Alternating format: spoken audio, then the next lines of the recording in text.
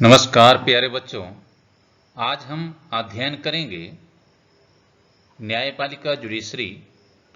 सब टॉपिक हमारे रहेंगे स्वतंत्र न्यायपालिका का अर्थ, हमें स्वतंत्र न्यायपालिका की आवश्यकता क्यों है, भारत में न्यायपालिका की स्वतंत्रता को प्रभावी बनाने वाली मुख्य व्यवस्थाएं क्या हैं।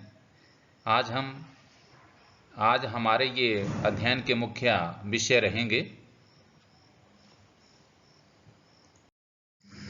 सबसे पहले हम जानेंगे स्वतंत्र न्यायपालिका का अर्थ, मीनिंग ऑफ इंडिपेंडेंट जुडिशरी।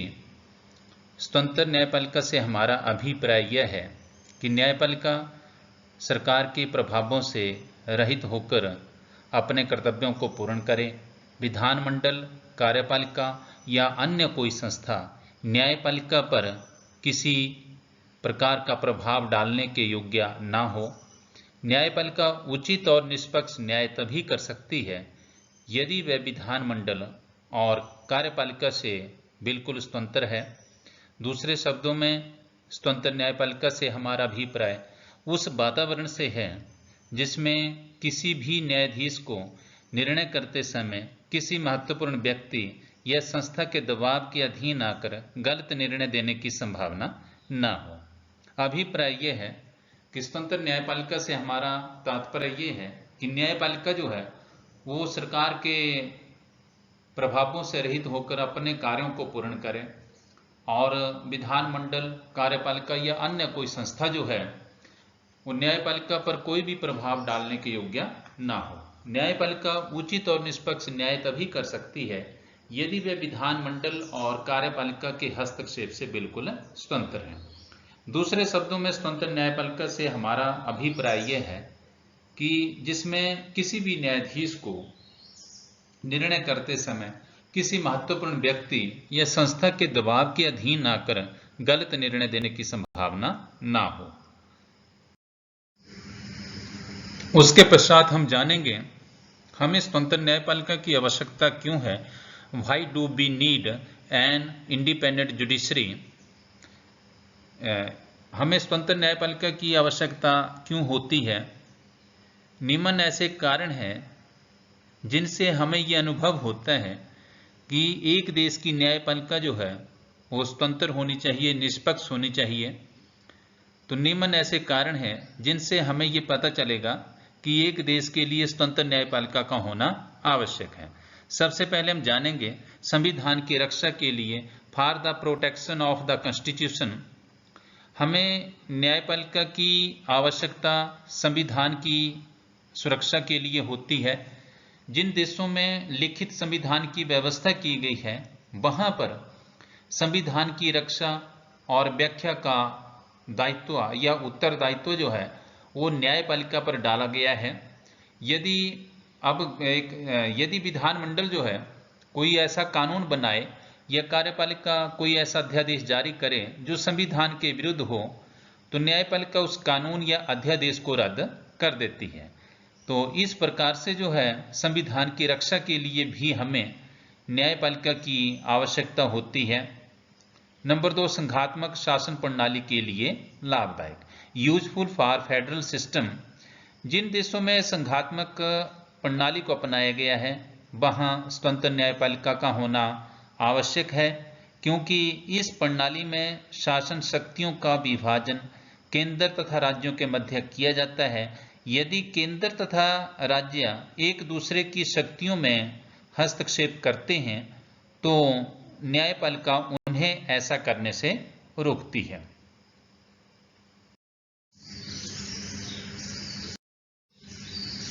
कार्यपालिका की निष्पक्ष सलाह के लिए, for the impartial advice to executive. प्रत्येक देश का शासन प्रबंध कार्यपालिका द्वारा संचालित किया जाता है। प्रशासन को संचालित करते समय कार्यपालिका को अनेकों प्रकार की समस्याओं व बाधाओं का सामना करना पड़ता है। ऐसी स्थिति में कार्यपालिका न्यायपालिका से परामर्श या सलाह लेती है। जैसे भारत का राष्ट्रपति आर्टिकल 143 के अंतर्गत 143 के अंतर्गत सर्वोच्च न्यायालय से किसी वैधानिक विषय या समस्या के संबंध में परामर्श ले सकता है। तो इस प्रकार से कार्यपालिका की निष्पक्ष सलाह के लिए भी जो है वो एक स्वतंत्र न्यायपालिका की आवश्यकता होती है। जब भी किसी देश की कार्यपालिका जो है वो शासन संचालन के संबंध में जो है वो किसी वैधानिक विषय या समस्या का सामना करती है, तो कार्यपालिका जो है वो न्यायपालिका से परामर्श लेती है। जैसे इसमें एग्जाम्पल दिया गया है, जैसे भारत का राष्ट्रपति जो है वो आर्टिकल 143 के अंतर्गत जो है वो सर्वोच्च न्यायालय से किसी वैधानिक विषय या समस्या के संबंध में परामर्श ले सकता है। अब हम जानेंगे भारत में स्वतंत्र न्यायपालिका के लिए कौन कौन सी व्यवस्थाएं की गई हैं। ऐसे कौन से भारत में न्यायपालिका को स्वतंत्र बनाने के लिए हमारे संविधान में, हमारे देश की राज्य व्यवस्था में कौन कौन से प्रावधान किए गए हैं। Provision for the independence of judiciary in India. तो इसमें सबसे पहले है न्यायाधीशों की नियुक्ति की विधि। हमारे देश में न्यायाधीशों की नियुक्ति की विधि जो है वो ऐसी निश्चित की गई है ताकि न्यायाधीश जो है वो विधानमंडल तथा कार्यपालिका के हस्तक्षेप के बिना और सरकार के प्रभावों से रहित होकर अपने कर्तव्यों को पूर्ण करें।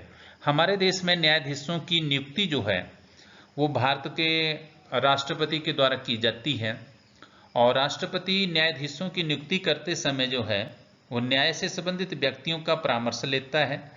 जैसे भारत में सर्वोच्च न्यायालय के न्यायाधीशों की नियुक्ति करते समय राष्ट्रपति जो है वो सर्वोच्च न्यायालय के मुख्य न्यायाधीश तथा अन्य वरिष्ठ न्यायाधीशों का परामर्श लेता है। इसी प्रकार से जब राज्य उच्च न्यायालय के न्यायाधीशों की नियुक्ति की जाती है तो उस समय राष्ट्रपति जो है सर्वोच्च न्यायालय के मुख्य न्यायाधीश और संबंधित राज्य के राज्यपाल तथा संबंधित राज्य उच्च न्यायालय के मुख्य न्यायाधीश का परामर्श लेता है। नंबर 2, न्यायाधीशों को पद से हटाने की विधि, रिमूवल ऑफ जजेज। हमारे देश में जो है न्यायपालिका को स्वतंत्र व निष्पक्ष बनाए रखने के लिए जो है एक व्यवस्था यह की गई है कि न्यायाधीशों को उनके पदों से हटाने की जो विधि है वो काफी कठोर जो है वो निश्चित की गई है।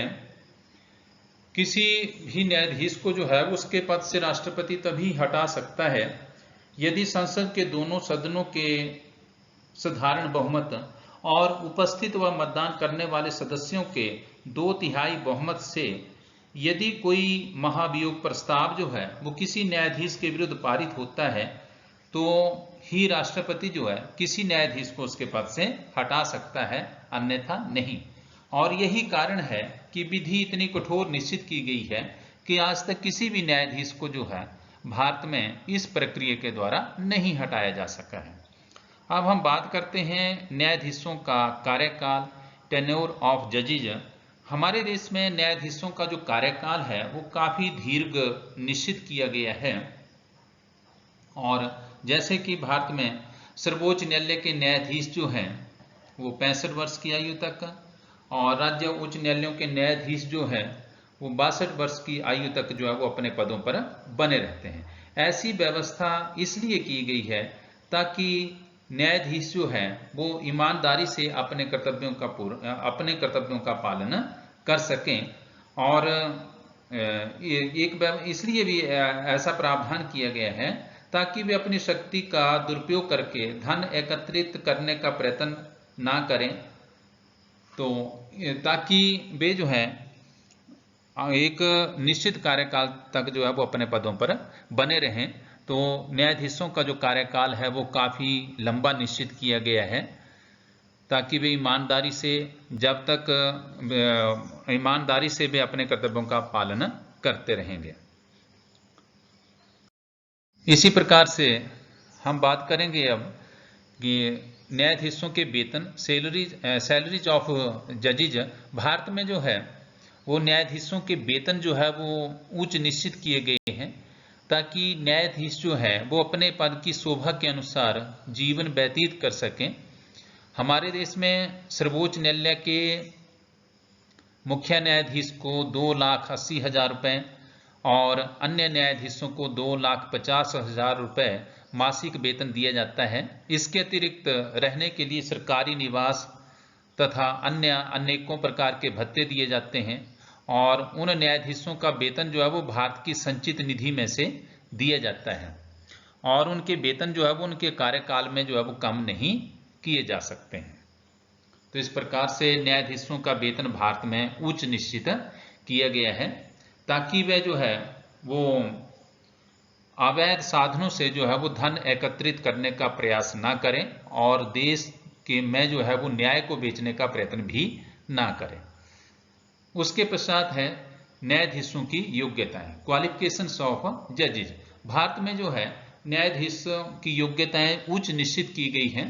भारत में उन्हीं व्यक्तियों को न्यायाधीश के रूप में जो है वो नियुक्त किया जाता है जिन्हें राज्य के कानूनों का अच्छा ज्ञान हो। जैसे भारत में सर्वोच्च न्यायालय का न्यायाधीश बनने के लिए व्यक्ति भारत का नागरिक हो, वह कम से कम 5 वर्षों तक निरंतर किसी एक या एक से अधिक उच्च न्यायालय में न्यायाधीश रह चुका हो या कम से कम 10 वर्षों तक जो है वो एक या एक से अधिक उच्च न्यायालयों में वकालत कर रहा हो या राष्ट्रपति की दृष्टि में एक कुशल विधिवेत्ता होना चाहिए। उसके पश्चात है सेवानिवृत्त होने के पश्चात वकालत की मनाही, नो प्रैक्टिस आफ्टर रिटायरमेंट। एक प्रावधान यह किया गया है ताकि हमारे देश की जो न्यायपालिका है वो स्वतंत्र और निष्पक्ष बनी रहे कि हमारे देश में सेवानिवृत्त होने के पश्चात जो है वो वकालत करने की मनाही की गई है। सर्वोच्च न्यायालय के न्यायाधीश अपने पद से सेवानिवृत्त होने के पश्चात वकालत नहीं कर सकते, परंतु उन्हें जो है वो सेवानिवृत्ति के पश्चात जो है वो किसी आयोग का सदस्य बनाया जा सकता है। परंतु जो राज्य उच्च न्यायालय के न्यायाधीश होते हैं वो उस न्यायालय में जो है वकालत नहीं कर सकते हैं जिस उच्च न्यायालय से वे सेवानिवृत्त होते हैं, क्योंकि ये संभावना बनी रहती है कि न्यायाधीश जो है वो अपनी पूर्व मित्रता के आधार पर जो है वो गलत निर्णय भी दे सकते हैं। तो इस प्रकार से जो है सेवानिवृत्त होने के पश्चात वकालत की मनाही की गई है। नेक्स्ट है न्यायपालिका की कार्यपालिका से पृथकता, separation of judiciary from executive. हमारे देश में न्यायपालिका को स्वतंत्र और निष्पक्ष बनाए रखने के लिए एक प्रावधान ये किया गया है कि न्यायपालिका की कार्यपालिका से पृथकता की गई है। न्याय संबंधी कार्य जो है वो न्यायपालिका के द्वारा ही किए जाते हैं और कार्यपालिका जो है वो न्यायपालिका के कार्यों में कोई भी हस्तक्षेप नहीं करती है।